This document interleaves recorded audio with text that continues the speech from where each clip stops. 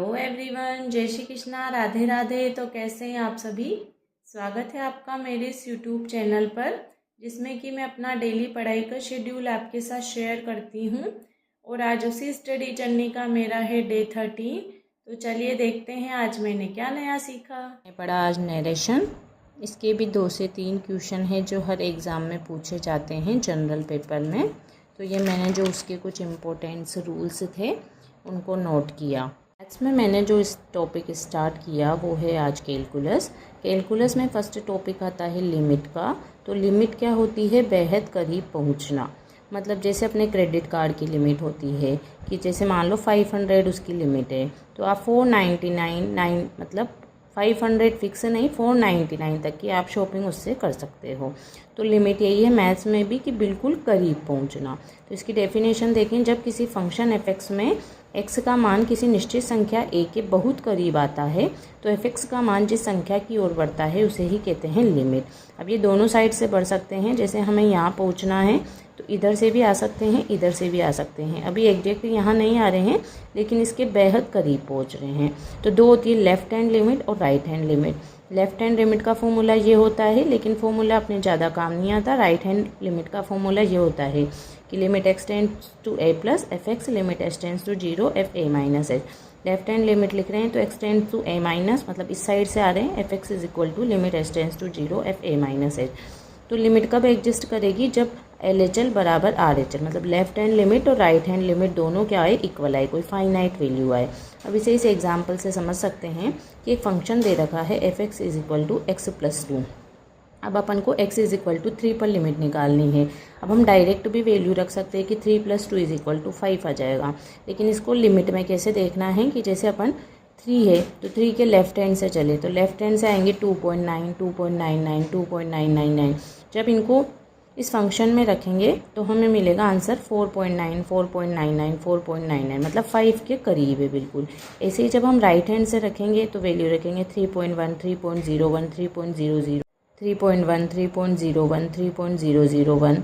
तो हमें आंसर मिलेगा वो है 5.1, 5.01, 5.001।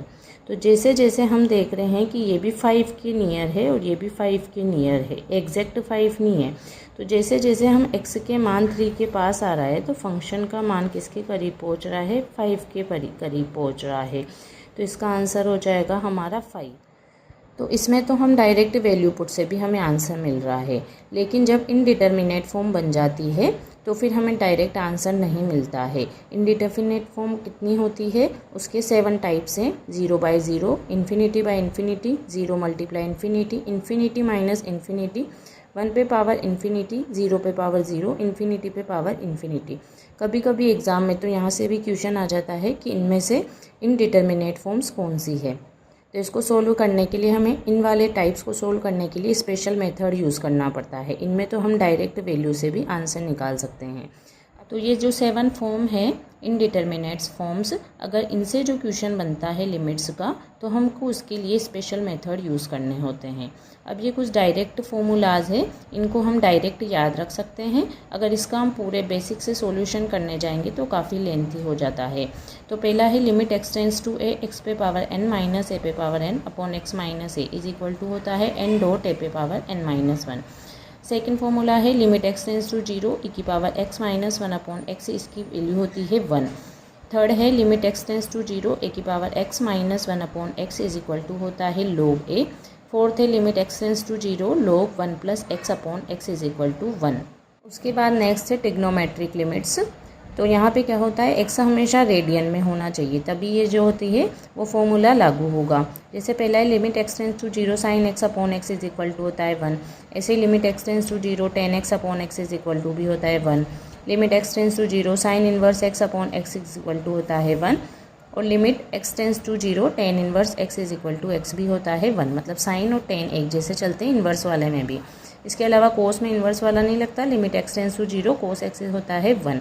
फिर ये मोस्ट इंपॉर्टेंट है, बहुत सी बार पूछा भी गया है। Limit x tends to 0 1 minus cos x upon x square, इसकी वैल्यू होती है 1/2। अब ये देखो कुछ शॉर्टकट से जो वो इनडिटर्मिनेट्स फॉर्म है उनको ऐसे भी सोल्व करेंगे कि यदि लिमिट पुट करने पर हमें 0/0 या इन्फिनिटी बाय इन्फिनिटी फॉर्म बने, मतलब उसमें सारी नहीं केवल ये 2 फॉर्म बने, तो क्या आपको क्या करना है, न्यूमरेटर और डिनोमिनेटर का अलग अलग से डिफ्रेंशिएशन करना है जब तक कि ये वाली जो फॉर्म बन रही है 0/0 इन्फिनिटी ये फॉर्म ख़त्म ना हो। तो आपको अलग अलग बार डिफ्रेंशिएशन करना पड़ेगा जब तक कि इनडिटर्मिनेट फॉर्म जो है वो ख़त्म ना हो जाए। उसके बाद सेकंड जो है रूल्स वो है कि अगर limits x tends to a f(x) की पावर gx इस टाइप का आपका जो फंक्शन हो तो आपकी जो फॉर्म बनेगी वो 1 की पावर इन्फिनिटी बनेगी। तो यहाँ पे आपको सीधा आंसर होता है कि limit x tends to a gx f(x) - 1। इसे डायरेक्ट फॉर्मूला याद रखना है। अब इससे रिलेटेड जो क्वेश्चन है जो प्रीवियस ईयर में पूछे गए हैं उन्हें देखते हैं। तो चलिए पहला क्वेश्चन है limit x tends to 0 1 - cos 4x upon x²। ये पूछा गया है यूपी पीजीटी 2016 में, यूपी टीजीटी 2021 में और आरपीएससी सेकंड ग्रेड में। अभी हमने ये फॉर्मूला पढ़ा था कि ये इस टाइप का है, limit x tends to 0 1 - cos x upon x² हो तो वो यहाँ पर इसका आंसर होता है 1/2।